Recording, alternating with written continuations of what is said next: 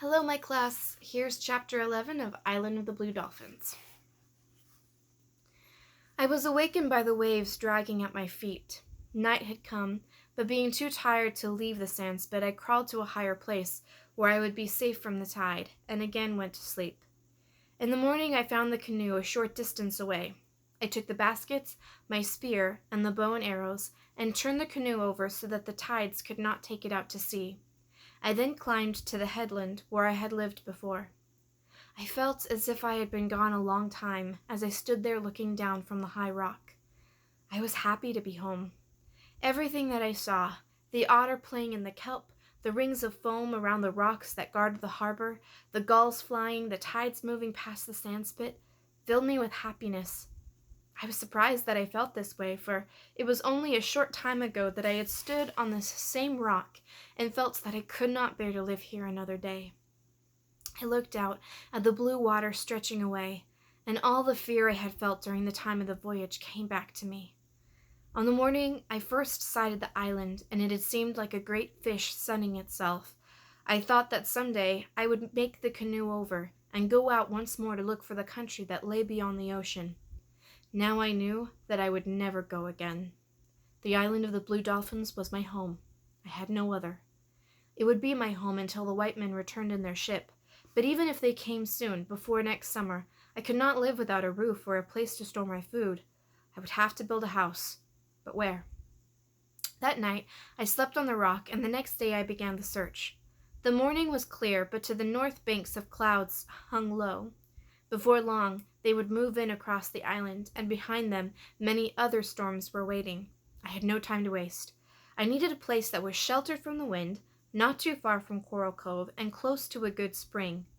There were two such places on the island, one on the headland, and the other less than a league to the west.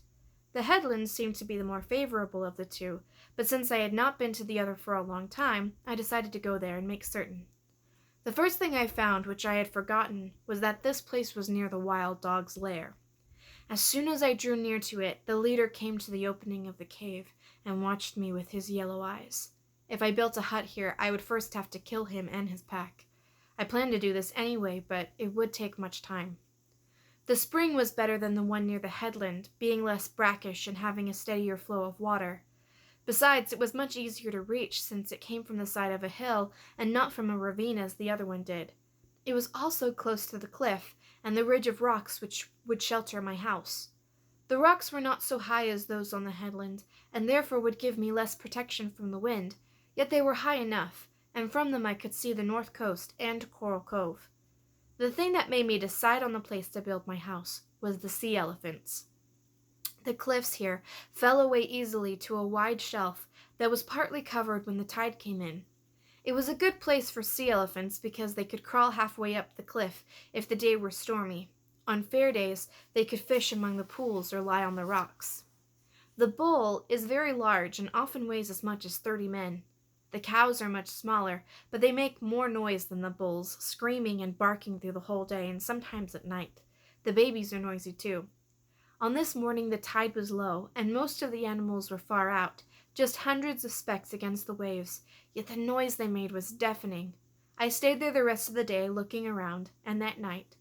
At dawn, when the clamor started again, I left and went back to the headland. There was another place to the south where I could have built my house, near the destroyed village of Galisat, but I did not want to go there, because it would remind me of the people who were gone. Also, the wind blew strong in this place, blowing against the dunes which cover the middle part of the island, so that most of the time sand is moving everywhere. Rain fell that night, and lasted for 2 days. I made a shelter of brush at the foot of the rock, which kept off some of the water, and ate the food I had stored in the basket. I could not build a fire because of the rain, and I was very cold. On the 3rd day the rain ceased, and I went out to look for things which I would need in building the house. I likewise needed poles for a fence. I would soon kill the wild dogs, but there were many small red foxes on the island.